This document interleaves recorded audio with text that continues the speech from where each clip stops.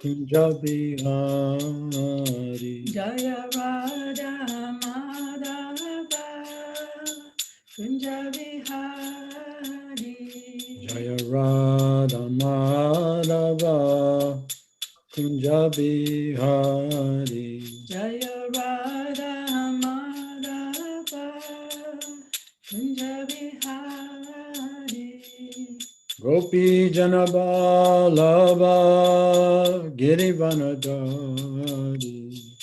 Gopi Janaballabha Girivanadari.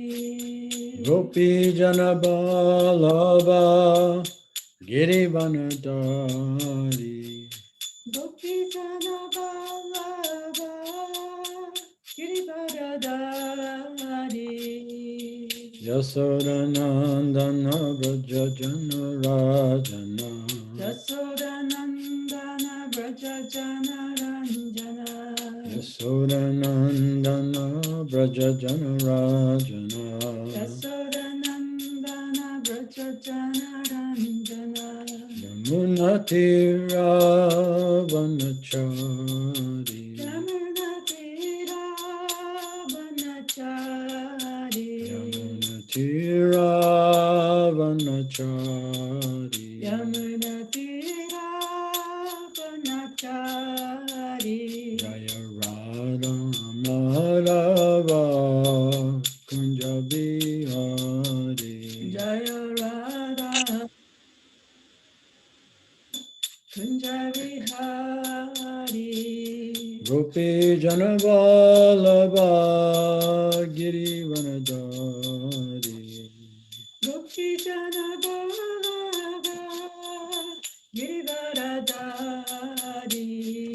Yasodanandana Braja Janarajana. Yasodanandana Braja Janarandana. Yasodanandana Braja Janarajana. Yasodanandana Braja Janarandana. Natira Vanachari. Yamunatira Vanachari. Madhava Kunja Bihari. Jaya Radha Madhava Kunja Bihari. Jai Govinanda Hari Hari Bol. So we're on text 54, correct? 55節。10.1.54 54? So we're on Canto 10, Chapter 1, verse 54. 10.1.54 Leela Rati, we can hear you. Sorry. I like hearing you, but 第10章第10巻第1章第54節ですね。はい。 Om Namo Bhagavate Vasudevaya. Om Namo Bhagavate Vasudevaya. Om Namo Bhagavate Vasudevaya. Om Namo Bhagavate Vasudevaya. Om Namo Bhagavate Vasudevaya.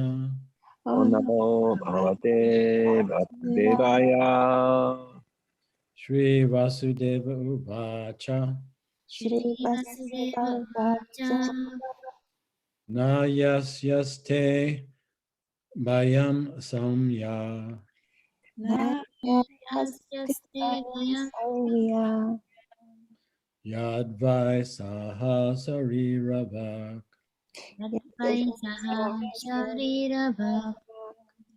Putram Samarpaya Shesha.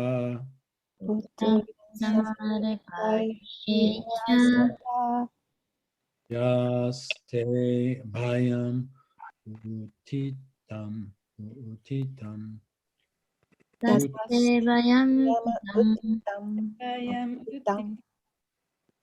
Shri Vasudeva Vacha.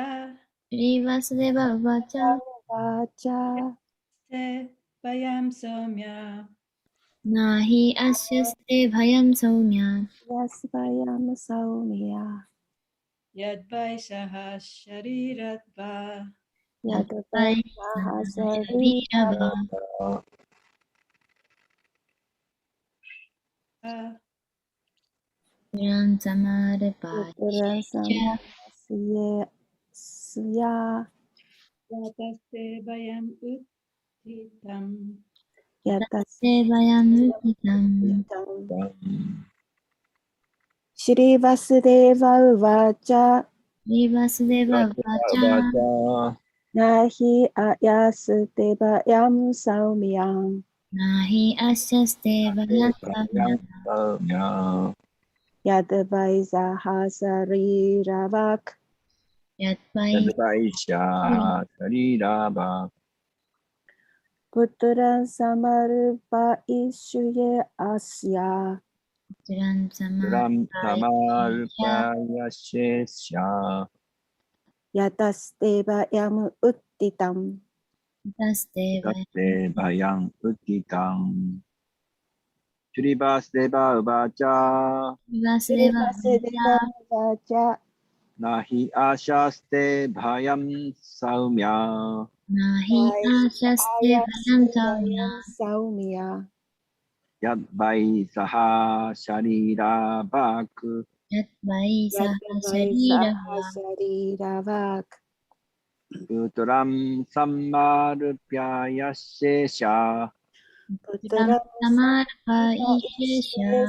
アシヤ ヤタステバヤムウッティタム ヤ Taste タステバヤムウッティタ bhayam. ム Shri Vasudeva vacha. シリバスデバウバチャ Nahi asyaste bhayam saumya.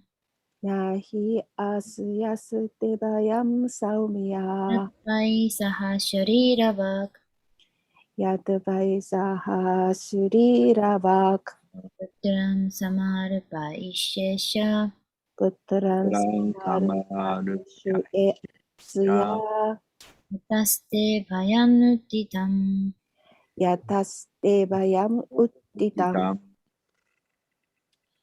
Word for word. やってみていいですかハリクリシナ。言えるかはいいいんですけど。どうぞ。ありがとうございます。シュリーバスデバウバーチャ Shri Vasudeva vacha. ナヒアシャステパヤンサウミャ Nahi asyaste bhayam saumya. ヤトバイサハシャリラバ Yadvai saha sharira vak. バクプトランサマルパイシェシャ Putram プトランサマル samarpa シュエアスヤ ヤタステパヤンウッティタン ヤタス Taste テ bhayam バヤムウッティタムございます。 Right. Word for word. Sri Vasudeva Uvacha. シリバスデバウバチャ Sri Vasudeva said, シリバスデーバは言った Na, な not. でない He, 非 certainly. 本当に Shya, アシヤ from Devaki. デーバキから K, て of you. あなたの Bayam, バヤン here. 恐れを Samya, サウミヤ almost sober. を最も冷静なもの Yat, や which, であるとは by, バイ indeed, 実に sa, あの予言は yes, that omen. Aha, アハ dictated. 命令した Sarira vak, アシャリーラワーク a vibration without a body. 体のないものの音響は Putran, プトラン all of my sons, 私のすべての息子を Samarpayish ye.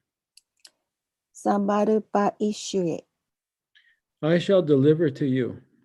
私はあなたに引き渡す。 Shah, アシヤ、 her Devaki. 彼女デーバキの Yata, ヤタ from whom? である人から Hey, テ your あなたの Bayan, バヤン here, 恐れを Utitam, ウッティタン has arisen. 生じさせた。 Translation and purport by His Divine Grace A.C. Bhaktivedanta Swami Srila Prabhupada. Vasudeva said, "O best of the sober, you have nothing to fear from your sister Devaki because of what you have heard from the unseen omen. The cause of death will be her sons. Therefore, I promise that when she gives birth to the sons from whom your fear has arisen, I shall deliver them unto your hands." AC バクティベダンタスワミプラブパーダによる翻訳です。バスデーバは言った。おう、最も冷静な方よ。姿のないものからの予言を聞いたことによって、あなたの妹であるデーバキーを恐れることは何もありません。死の原因は息子たちです。ですから、あなたに恐れを生じさせる息子が彼女に生まれたときは、すべての息子を私はあなたの手に引き渡すことをお約束します。はい。Purport. Kamsa feared Devaki's existence because after her 8th pregnancy, she would give birth to a son who would kill him. 解説です。デーバキーが8人目の子供を妊娠して産んだ息子が彼を殺すであろうと言われているので、カムサはデーバキーの存在を恐れました。Vasudeva, therefore, to assure his brother-in-law the utmost safety, promised to bring him all the sons.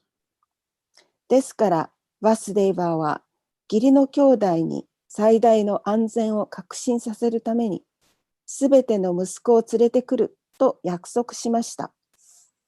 He would not wait for the 8th son, but from the very beginning would deliver to the hands of Kamsa all the sons to which Devaki would give birth. 彼は8番目の息子を持たないかもしれませんが、まさしく最初の子から、8番目の息子を待たないかもしれませんが、まさしく最初の子から、デバキが産んだすべての息子をカムサの手に引き渡すことにしました。This was the most liberal proposition offered by Vasudeva to Kamsa. これはバスデーバがカムサに申し出た最も寛大な提案でした。End of the purport. 解説終わります。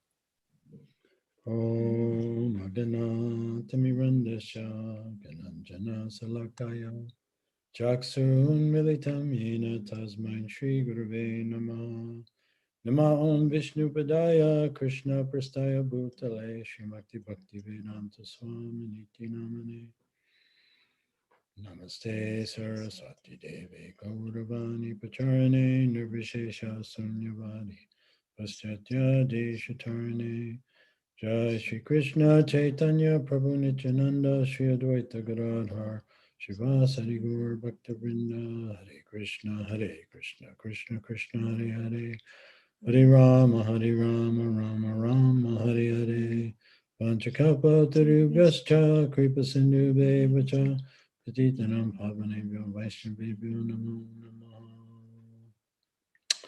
Good morning to all the devotees in Japan. 日本のディボティの皆様、おはようございます。So we're, oops, I lost it here. Continuing our reading of Srimad Bhagavatam, 10th canto. シーマッド・バガバタムの第 10巻のところを読み進んでいます。And here, well, in the story, this is describing answering actually one of the questions Maharaj Parikshit had to Sukadeva Goswami.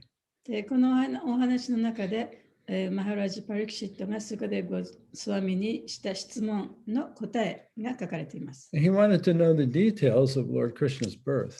でクリシュナのその誕生についての詳細を知りたかったわけですね。So here in the story, Vasudeva, Krishna's father, is on the chariot with his newly wedded wife, Devaki.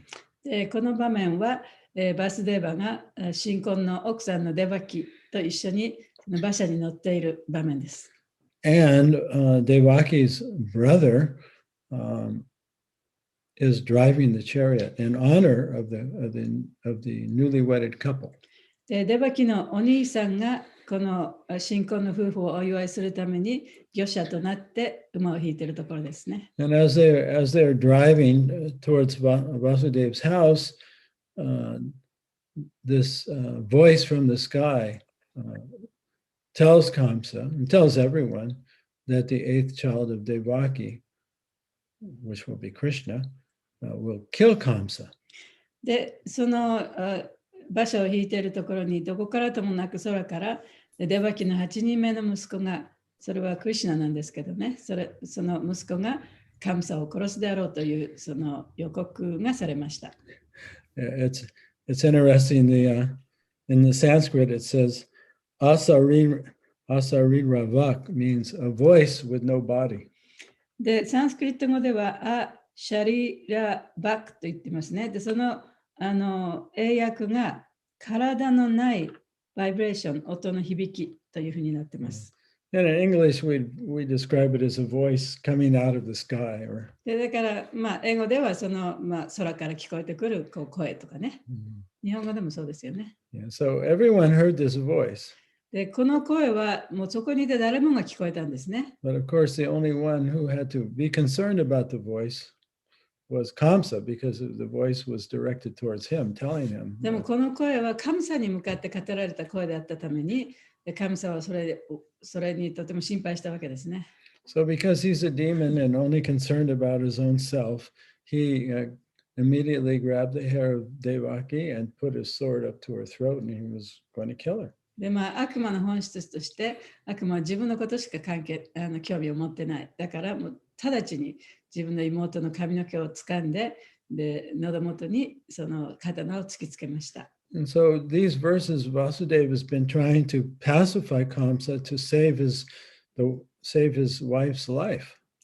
で、これらの説はバースデーバが何とかしてその自分の奥さん、また新婚の奥さんのね、命を助けようとして神様に訴えているその説ですね。So Vasudeva at first, his strategy was to appeal to Kamsa's ego. バースデーバの最初の計画はその神様のエゴに訴えるというものでした。It appealed to his self-image. で、彼のね、その自分のイメージに訴えるというものでした、ね。And he told him, "You're a great, powerful あな king. たは非常にその力のある王様だと。And if you kill a woman, especially your sister, で、女性を殺したならば、特に妹などを殺したならば、 people will lose respect 人 for you." 々はあなたをね、尊敬することもなくなるでしょう。But Kamsa wasn't convinced. でも神様はそこで納得しなかったんですね。説得されなかったんですね。 So then Vasudeva changed the strategy. で、バスデーは今度策略を変えて、And he appealed to Kamsa's spiritual sense that even demons had at that time. で、その頃の悪魔でも、その精神的な側面というものを持ってたんですね。で、そこに訴えかけようとしたわけです、バスデーは。And he began to describe the process of transmigration. そして、そのトランスマイグレーション、その生と死の繰り返しのその局面から説得しようとしたわけですね。Yeah, that everyone who's born has to die. で、生まれるものは必ず死ぬと。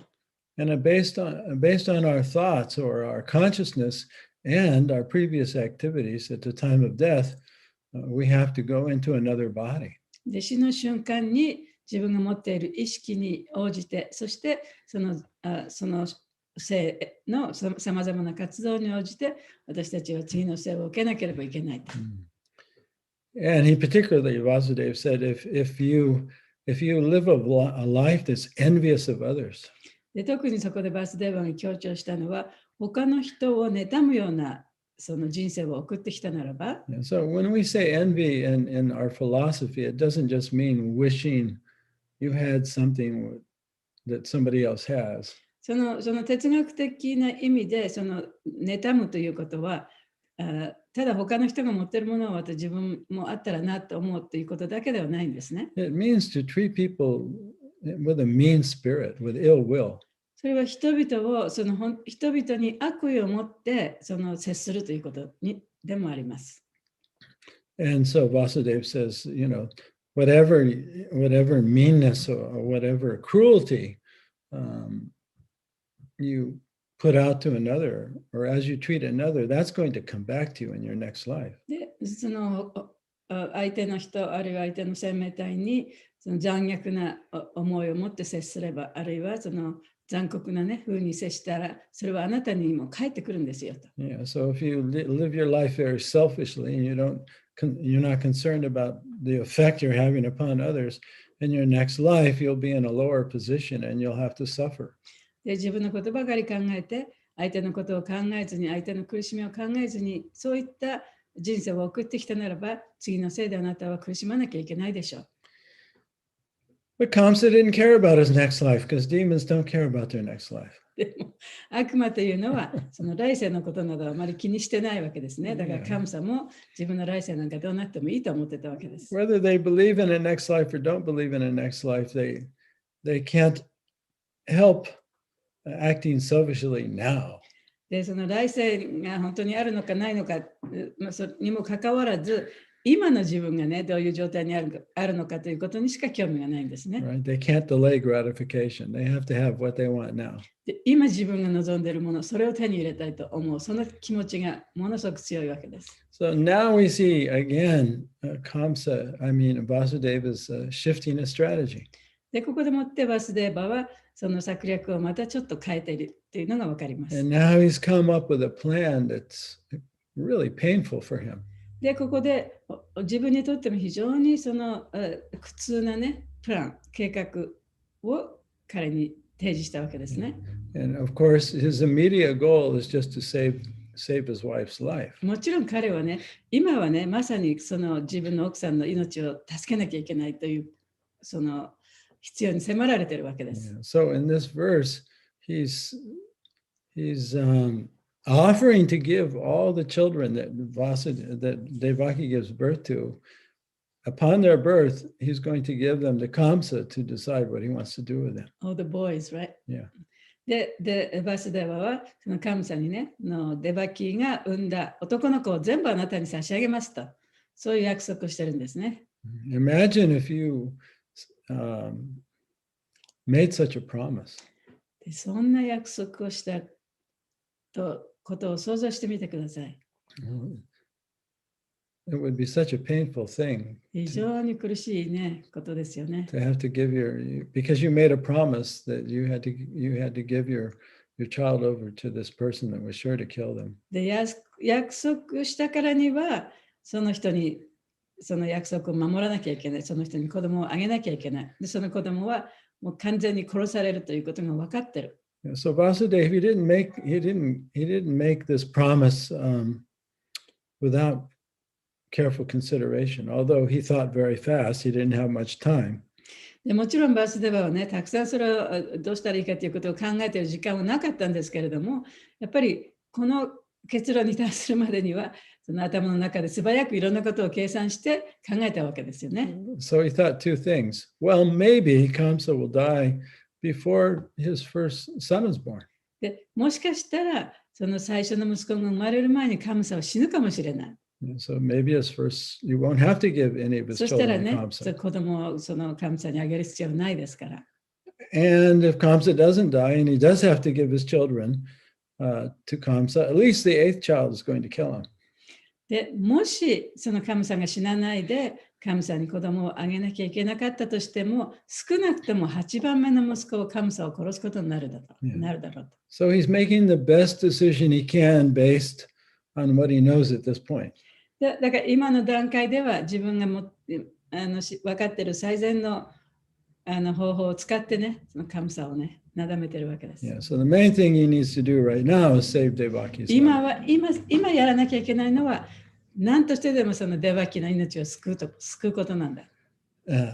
But why is Kamsa going to accept this promise by Vasudeva? でも神様はこのバスデーバーの申し出をね、どうしてこう受け入れるんでしょうか。 Up till now, he hasn't accepted anything Vasudeva said. で、これまではバスデーバーがどんなことを言っても彼の申し出を受け入れなかった。So why should he accept Vasudeva's promise? じゃあなぜここでバスデーバーの約束をここで受け入れる必要があるんでしょうか。 Because Vasudeva has established himself as a very honest person. というのは、バスデーバーというのは、その人はとても正直な人だというふうにね、知られた人だったんですね。So this was very important for, especially for Kshatriyas, that their word be trusted and respected.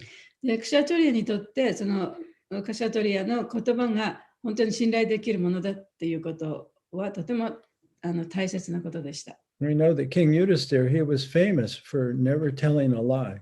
でユディスティラ王様もそうですね、絶対嘘をつかないということで有名な人でした。And so for a person to be a leader, or in any relationships, there has to be some trust. だからリーダーになる人、あるいはどんなその人間関係であっても、その信頼というものがとても大切。お互いに信頼し合わなければいけません。Otherwise, the leader would have to lead by fear. そうでなければ、そのリーダーはその恐れを持ってね、人々を支配しなきゃいけない。Yeah, so we find these two types of leaders, in politics, in business, even in spirituality. だからその精神生活面においても、あるいはビジネスにおいても、あるいは政治においてもね、その2つのタイプのリーダーがいます。So an expert leader, the subordinates trust the leader. でそのいいリーダーっていうのは、素晴らしいリーダーっていうのは、そのリーダーに従っていく人が、そのリーダーを信じることができる、そういうリーダーですね。And so by their own free will, they agree to follow the leader. そうすると、自分の自由意志でもって、じゃあ私はこのリーダーに従っていこうと。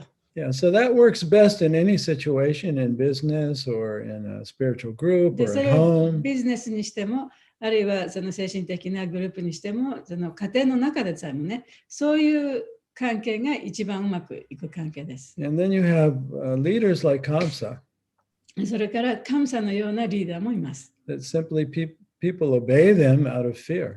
でそれは人々は神様を怖がって神様の命令に従う。そういうリーダーですね。Just like Trump, he's the greatest liar.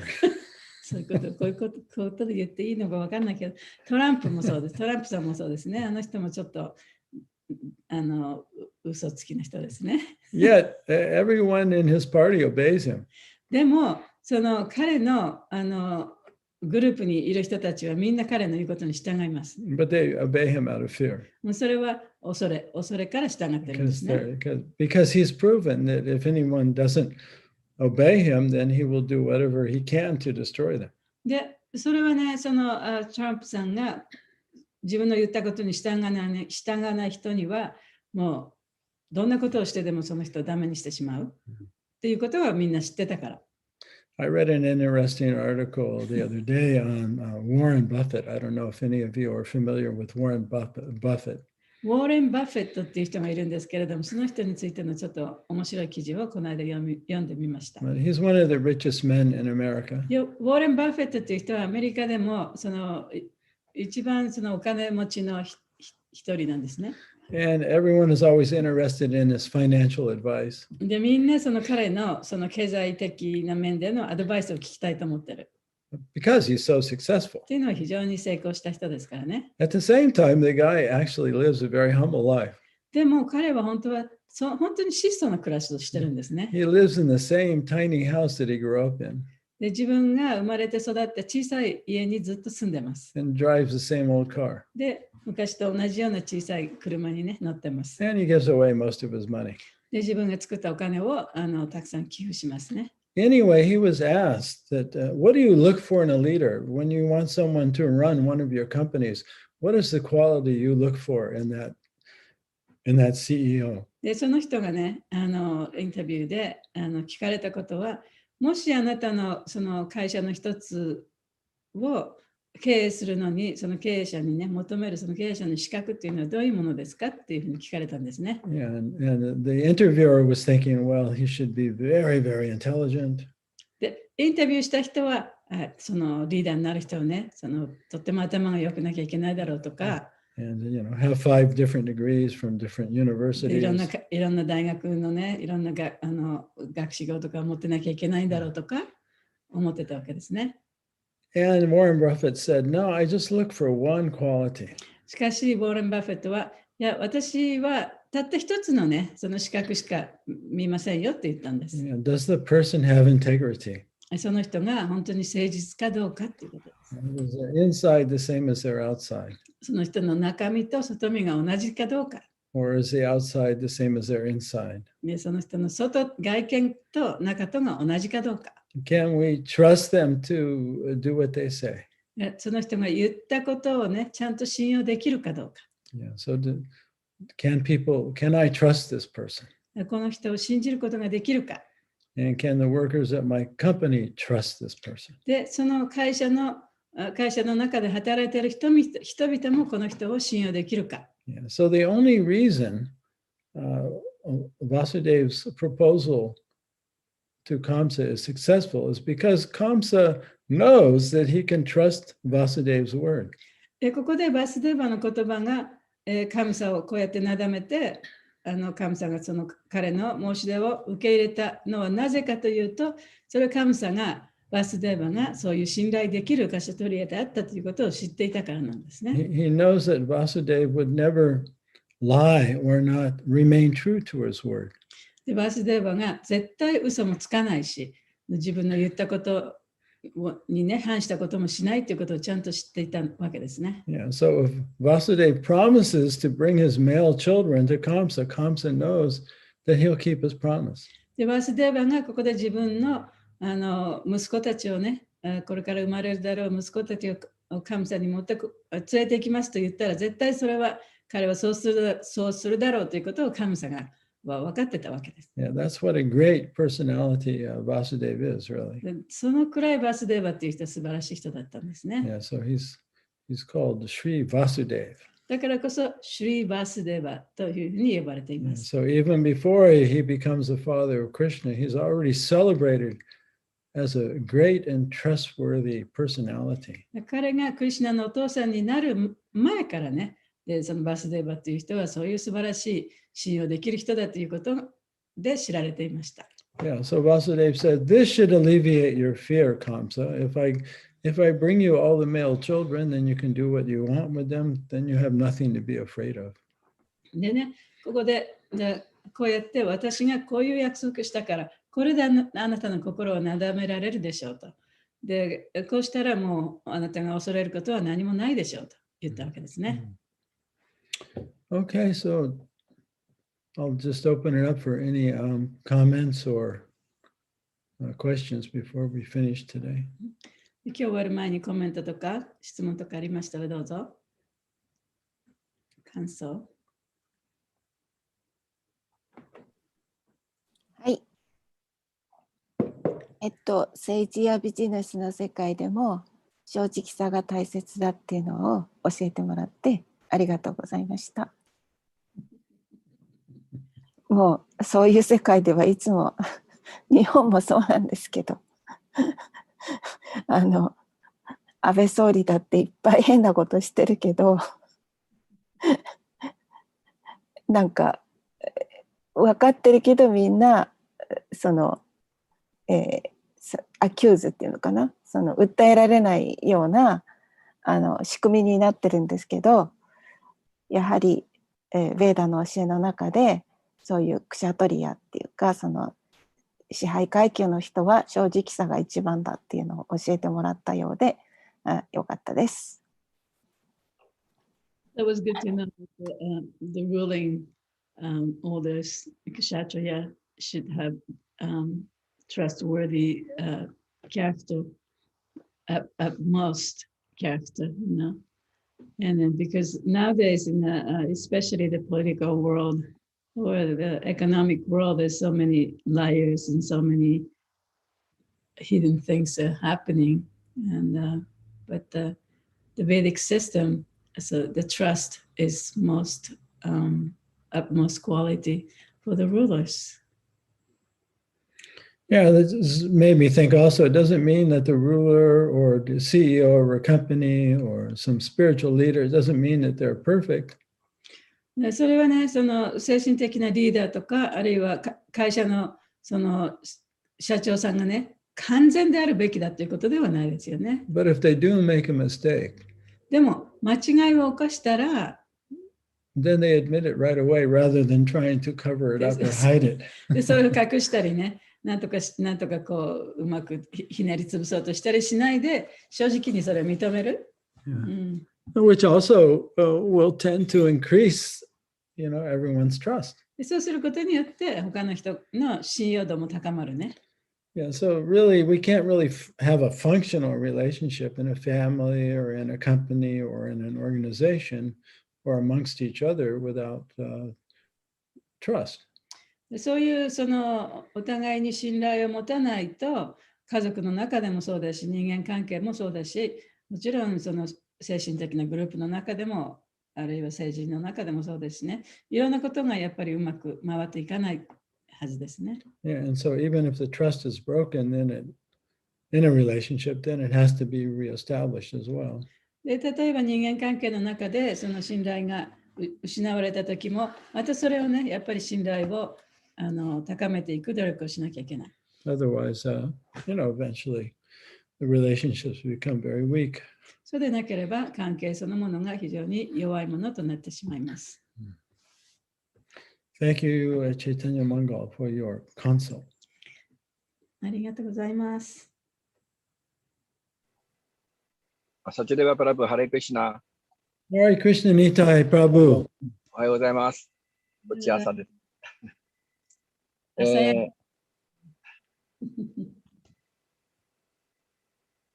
今日のクラスで、ちょっと聞き方間違ってたかもしれないですけど、そのリーダーが、妬みを持っていると、恐れから、恐れを持って、人々に接することになるという理解は正しかったですか？それ、ごめんね、私訳したときにもちらっとそう思ったんだけど、それはリーダーがそれを持ってるんじゃなくて、下にしてる人がリーダーを恐れて、そうかそうか。いろんなことを従うっていうことだった。でもちょっと直訳したら変なふうに出てきちゃった。恐れでやっぱり、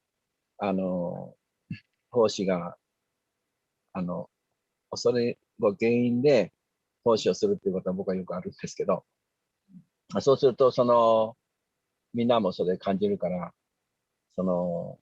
クリシュナ意識の喜びのある、やりとりができなくなって、非常になんていうんですかね、硬い感じになってしまって、結局、それをなんとかしようと思うわけですけど、でもその原因のところは、その妬みがあれば、その妬みが自分が受け入れて、手放さない限りは、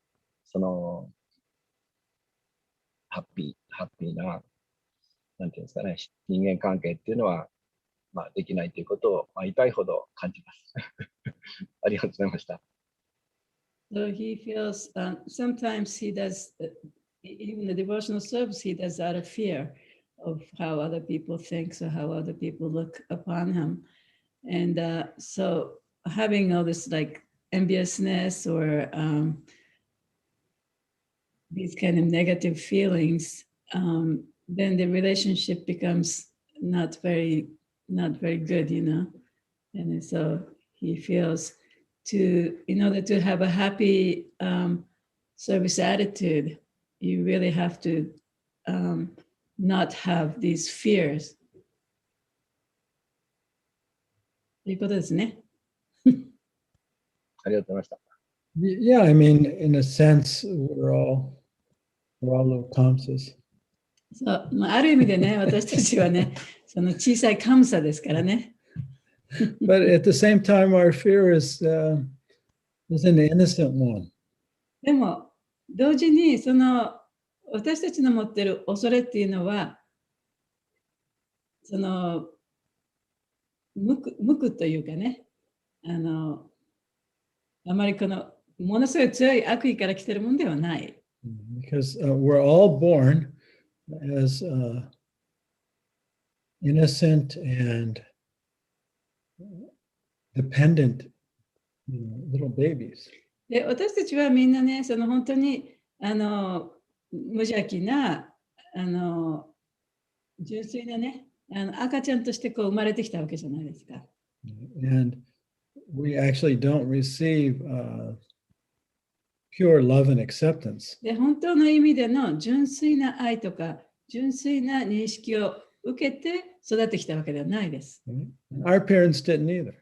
私たちの両親もそうでしたね。Yeah, so our parents are also in the bodily concept of life. 両親もまたその肉体的概念を持って生活してきたわけですよね。And have a damaged self-image. 彼らにもそのもうすでにその傷つけられたセルフイメージがあったわけです。It's based on an illusion.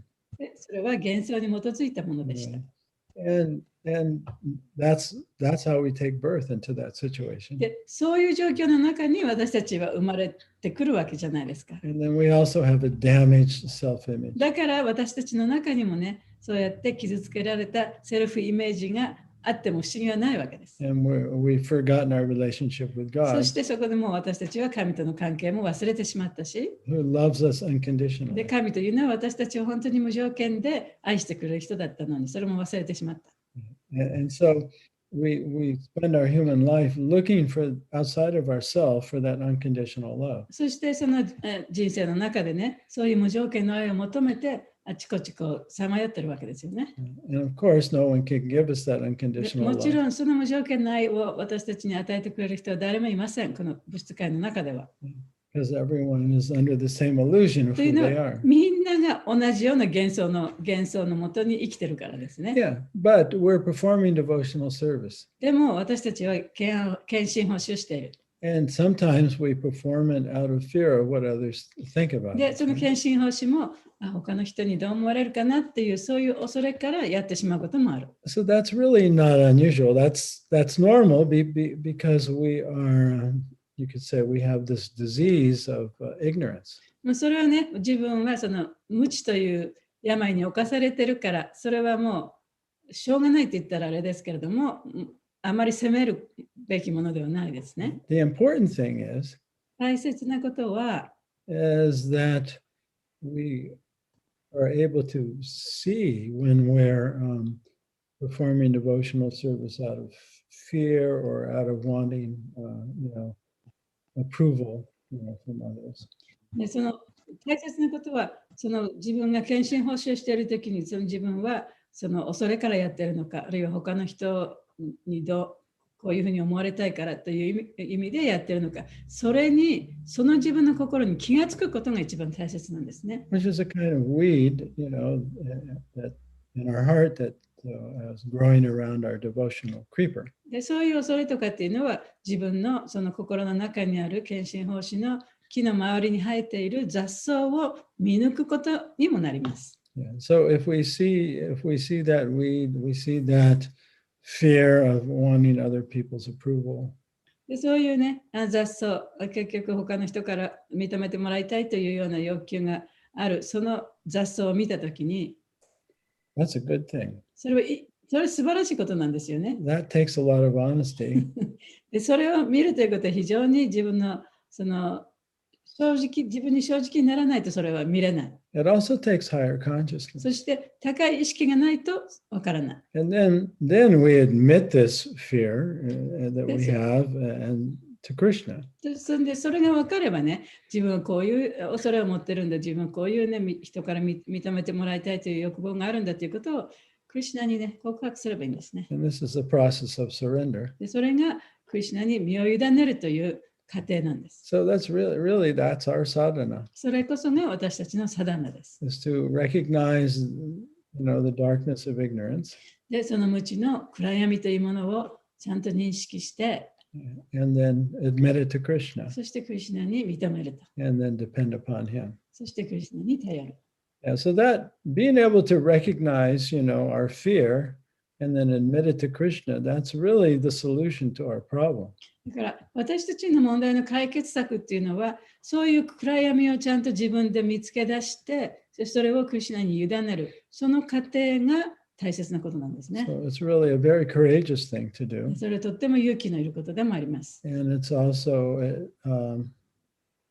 it's the opposite of ignorance. It's で、 light. それこそが無知の反対であってね、光とも言えます。 Yeah, so that's really very much the part of that is the process. で、それこそがこの方法なんですね。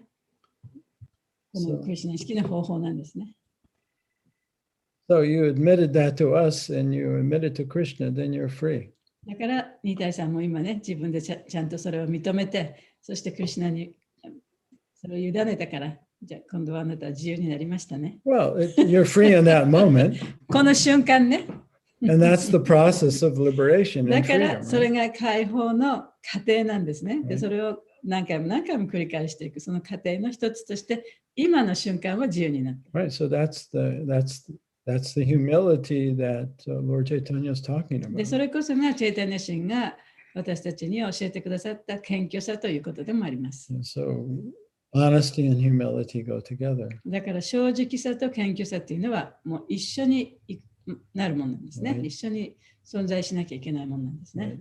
From honesty comes humility. 正直さがあるからこそ謙虚さが出てくる。 And then from such humility, more honesty comes. で、そういう謙虚さがあるからこそ、さらにまたその正直さが出てくる。 And then we become an integrous person like Vasudeva. そうやって初めて私たちはバスデーバのようなその本当に誠実な信頼できる人になっていくんですね。 Yeah, so everyone, all of us are born and we're craving to be approved and to be accepted and to be loved. で、私たちはみんなね、その愛されたい、人から認めてもらいたいという、そういうものを欲しながら生まれてきました。 And we're looking for that acceptance outside of ourselves. で、自分の外にね、そういう何かを求めてずっと生きてきたんですね。 But we never get it, でもそれを手に入れることはできませんでした。 right? And even if we get it, で、たとえそういうものが手に入ったとしても、 it's not about our real self, it's about our false self. それは本当の自分ということではなくて、偽の自分に対してこう認めてもらったことである。 So the fear is never relieved in that way. だからそういう時点であっては、恐れというものは決して自分からなくなることはありません。 Look at Kamsa, he's so afraid. で、カムサをね、見てください。 Look at 非常に怖がってますね。 Trump is so ト afraid. ランプさんもそうですね。彼もすごい恐れてますね。そんな But ことを devotees like Prabhupada are fearless because they've surrendered to the lotus feet of Krishna and they know that Krishna loves them. でも、プラバパーダのような献身者というのをね、恐れることはないです。というのは、人生すべてをクリシュナに捧げていて、そしてクリシュナが自分を守ってくれるということを知っているからです。ありがとうございます。経験したことは、名古屋とかプログラムをやるんですけど、やらせてもらってるんですが、献身者との交際の中で、いろんな交際の中で奉仕があるわけじゃないですか。でそうすると、できるだけ積極的に関わっていこうとすればするほど、自分の恐れとか人間関係の中ですごく恐れの中でやってるっていうことを発見するので、だから避けようとする。その部分で。そうすると、肝心な問題は解決しないので、そこに僕は今直面しています。So he has a program in Nagoya, And then he tries to become closer to the people, but he oftentimes he catch himself this kind of stuff out of fear. So it's a little bit frustrating for him to, because he notices it, so he can't really push himself fully into the service that way. He's a little bit afraid. So that's a little dilemma he has now.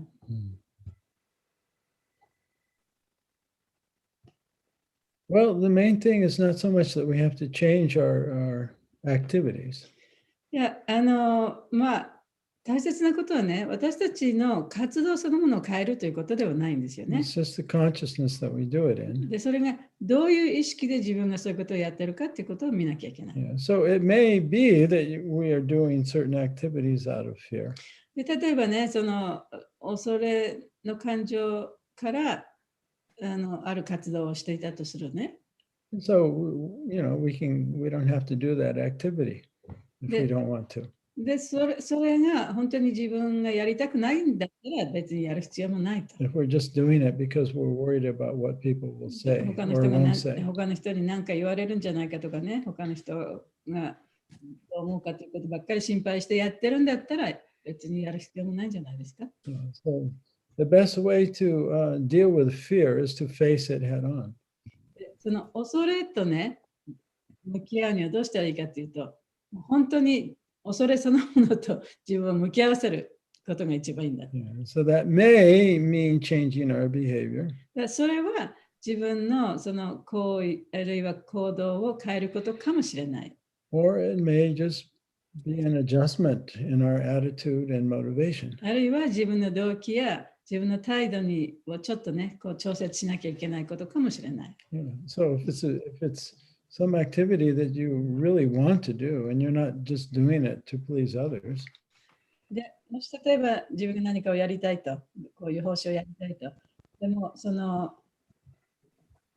If it's an activity that you really want to do.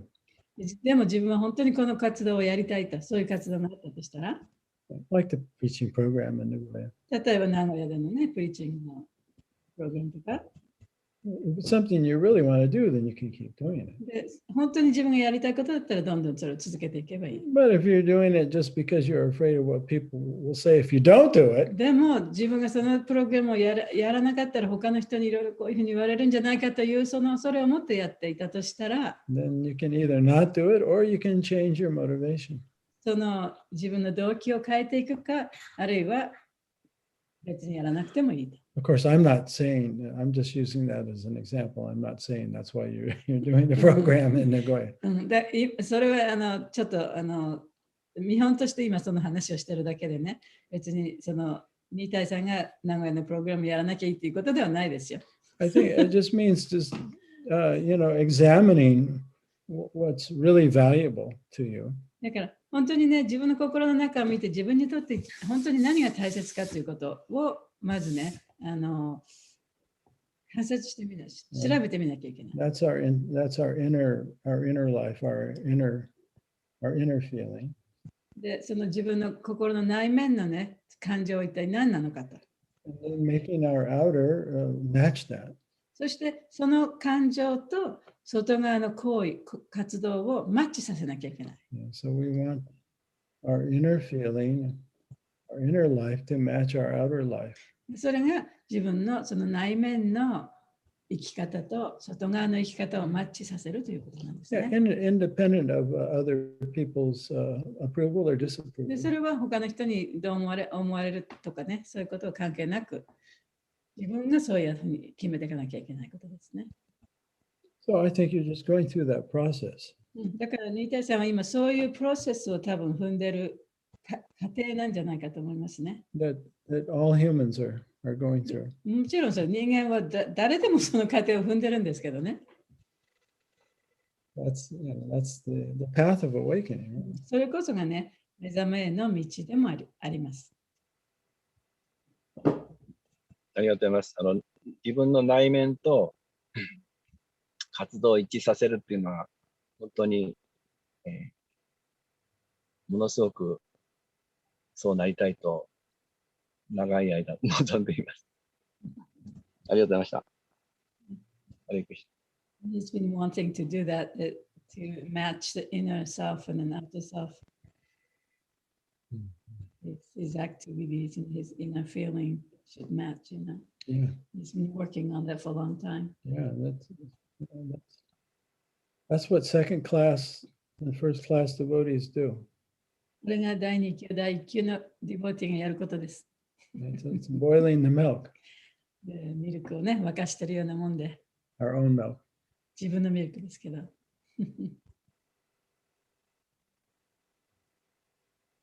ミルクを沸かしているって何ですか？ What is it?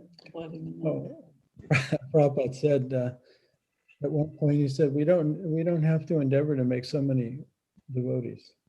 プラパドがある時言ったんですけれどもね、例えばたくさんのね、ディボーティーを作ろうとすごく努力する必要はないと。But we should improve the condition of the devotees we have. でも今いるディボーティーのね、その状況っていうのを向上させていかなきゃいけない。Meaning they should become advanced and become pure. っていうのは、それぞれのディボーティー、今いるディボーティーがね、やっぱり発展していって、純粋になっていかなきゃいけない。Purity is the force.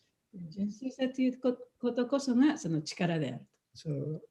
So he called that process boiling the milk. でその過程をね、そのミルクを沸かすっていうふうに言ったんですね。It's like when regular milk it's not so thick or tasty, right? で普通のただのこのね、普通のミルクそのものはまあそんなに美味しいものではない普通の味ですよね。That as you boil the milk, the でも water goes out and the essence of the milk becomes thicker. でもそのミルクをどんどん沸かして煮詰めていくと、そこに残ったものはとっても甘くて美味しいものになりますよね。Right, and then you have condensed milk. そしてコンデンスミルクができる。 That's very delicious. とっても美味しいコンデンスミルクができる。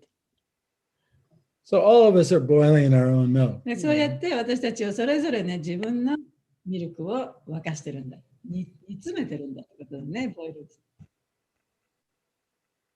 So because we have free will, this can't be automatically done for us by a guru or by Krishna or by anyone. でこの過程というのは私たちに自由意志があるからこそ、グルがやってくれたり、他の人がやってくれたりすることはできない。 Right? We have to see these impurities and let them go. で自分がこの自分の不純物を見つけて、それを手放していかなきゃいけない。 And surrender them to Krishna. そしてクリシュナに委ねていかなきゃいけない。それではパラブどうもありがとうございました。ハレクリシュナ、ラダリシナです。ありがとうございました。ちょっと2ついいですか？もう時間来てるのに。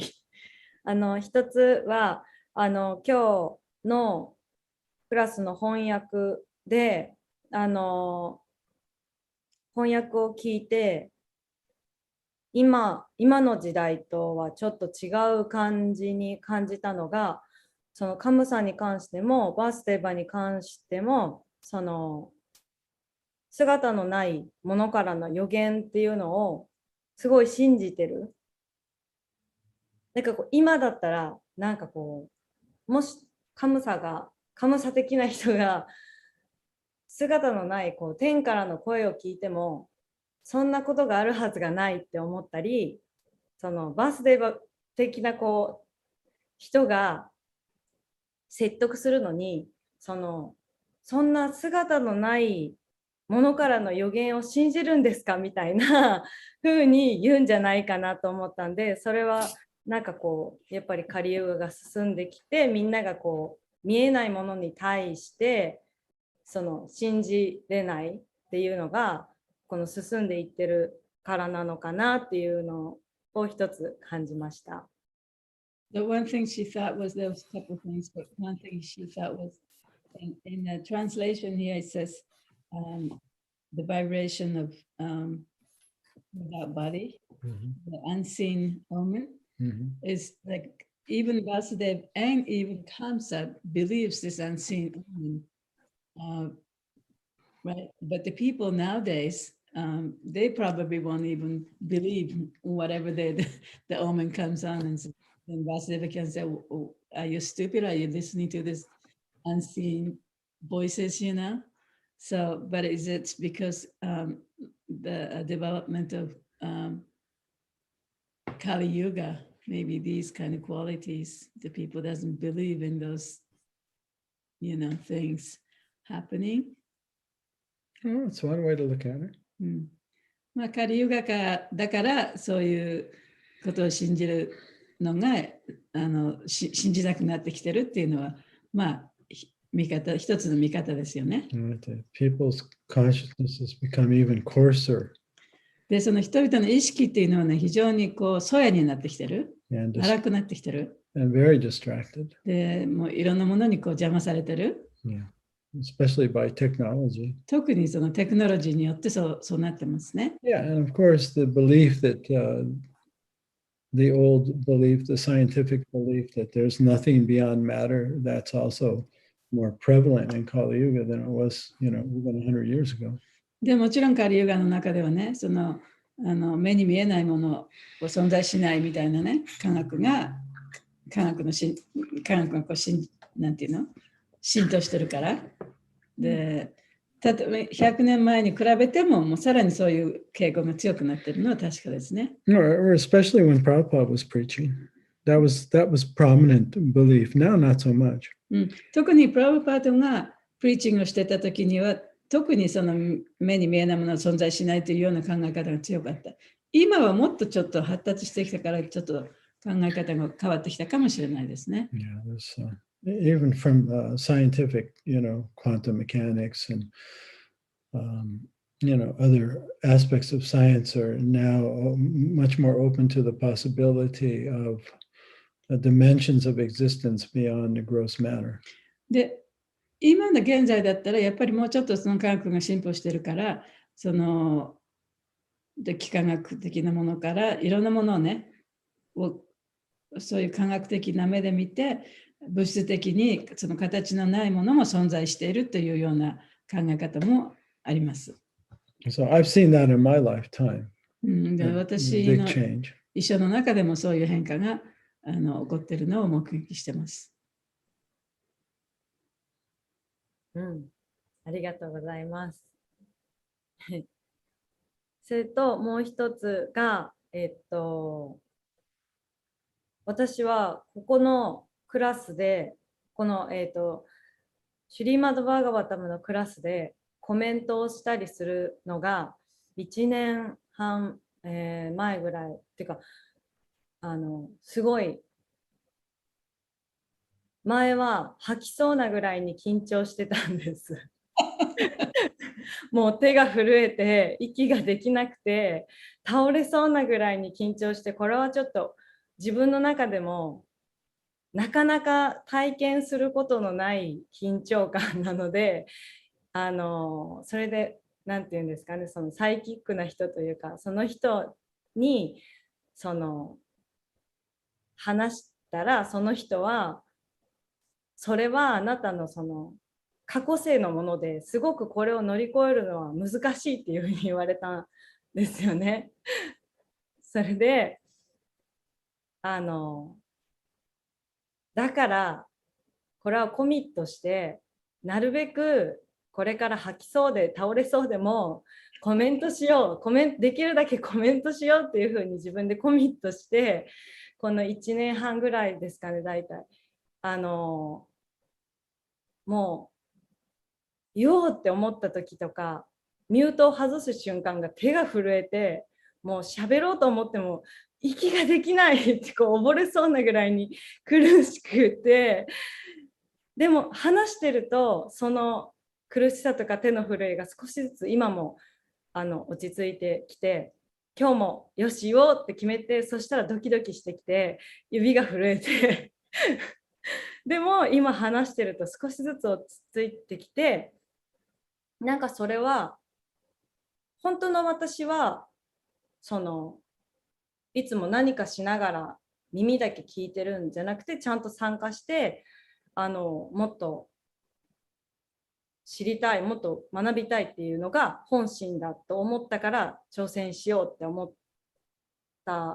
って、そうすると、その自分の中にあった恐れ、なんかこう、今日もシュローカを言うのにドキドキしたんですが、きっと、ラーダリーラ、そんなシュローカも下手なのに、なんか唱えるのって、誰も思わないのに、勝手にその恐れが自分の中にあった、そんな自覚はしてないんですけどね、多分そうなのかなって思うんですけど、それが、なんかこう、幻想っていうか、自分の中で作り出しているものというか、なんかこう、自分とか、その周りの人とかクリシュナとかを、なんかこう、信じれる力が、その、本心の望みで動くようになって、少しずつこう育まれている気がします。なんか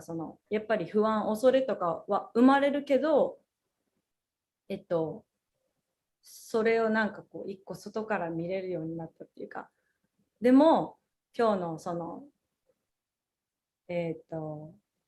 経営者、何でしたっけ、そのトップになる人が見るのは、この人が信じれるかどうかで、外と中が一緒かっていうのはドキッとして、私が思う私と周りが思う私が違うかったりして、私は本当にもっと汚いですって周りは綺麗に見てくれて、私はもっと汚いのになって思うこととかがあるから、その話は聞いてこうドキッとしたりして、なんかこうその後の二体さんのコメントについてのお話とかもいろいろつながって、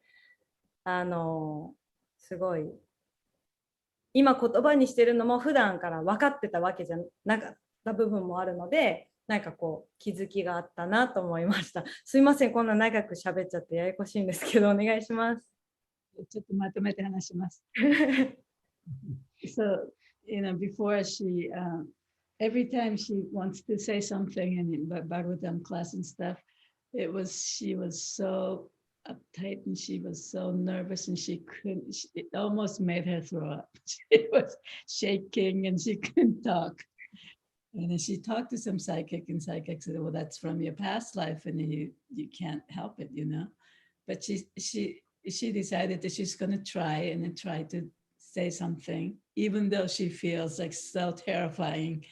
And then it's been a year and a half that she's been trying. And then, so as she speaks, once she decided in her mind, she's like terrifying, but then as she speaks, somehow it comes much more relaxed and natural.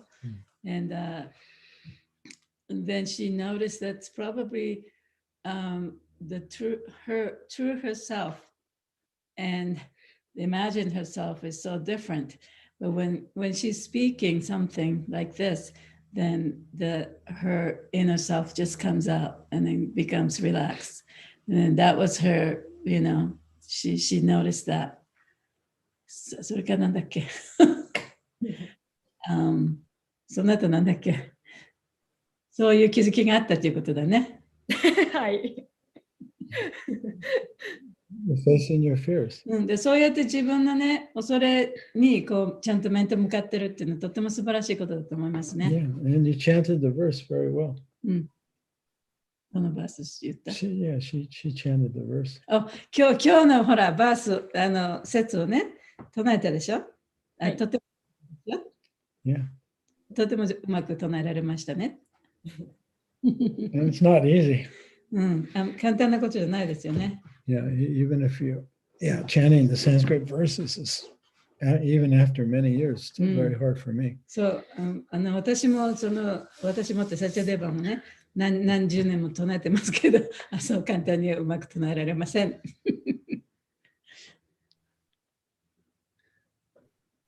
Yeah, so good. I'm glad you're stepping up. そうやってね、もう本当に自分でやってみようっていう気持ちでね、いろいろトライしてみるのとてもいいと思いますよ。And we want our Sangha to be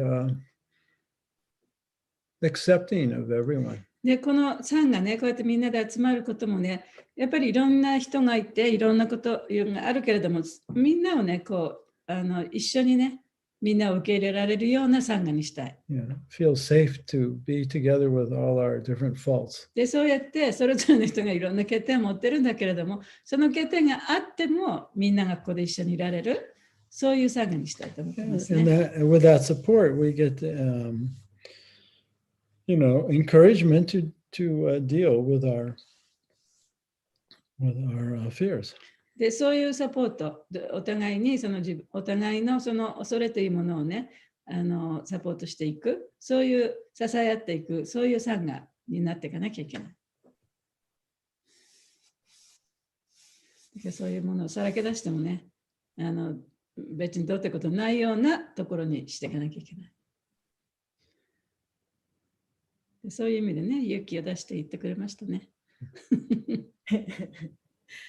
ありがとうございます。今は本当にめっちゃ普通なんですけど、ミュートを押す瞬間が、こぼれたみたいになります。ありがとうございます。絶対何も言えない人たくさんいるわよ。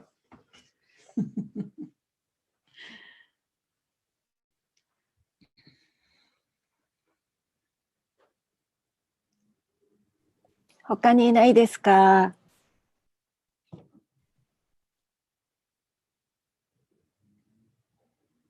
なければ終わりにしてよろしいですか？Hi. Hi. はい。来週もよろしくお願いします。大丈夫ですよね。大丈夫です。年末年始。大丈夫ね。Yeah, we'll be back by then. そうそう。 Yeah. はい。はい。よろしくお願いします。よろしくお願いしまお願いす。します。ハリクリシハリクリシありがとうございクリシまナ。した。ハレクリシナ。ありがとうございました。ありがとうございます。 Thank you very much.